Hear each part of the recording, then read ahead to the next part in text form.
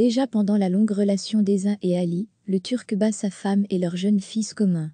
En octobre 2007, Ezin divorce, mais son ex-petit ami n'en reste pas là, il rôde autour d'elle et la harcèle.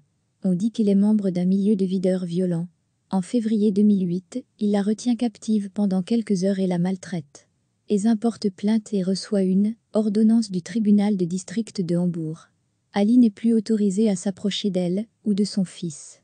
Quelques 7 semaines plus tard, Ali tire sur son ex-compagne dans son appartement, devant son fils de 7 ans.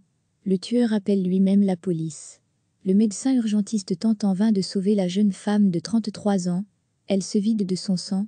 Le fils traumatisé se rend au service d'urgence pour enfants, plus tard probablement chez des proches. Les frères d'Ezin, Ahmet et Ehan, témoignent que l'auteur du crime s'était rendu dans 3 stations-service appartenant à la famille d'Ezin la semaine précédente. Là, il aurait exhibé l'arme obtenue illégalement et menacé de l'utiliser pour tuer son ex-petit ami. Le tueur était connu de la police depuis 1999 pour un délit sexuel et plusieurs crimes violents. En novembre 2008, Ali a été condamné à 12 ans de prison.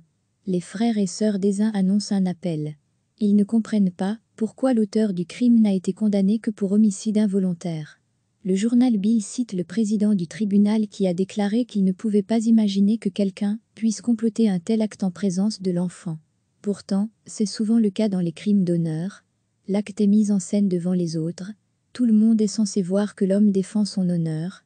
C'est aussi un avertissement pour les autres femmes. Regardez ici, voilà ce qui vous arrivera si vous désobéissez.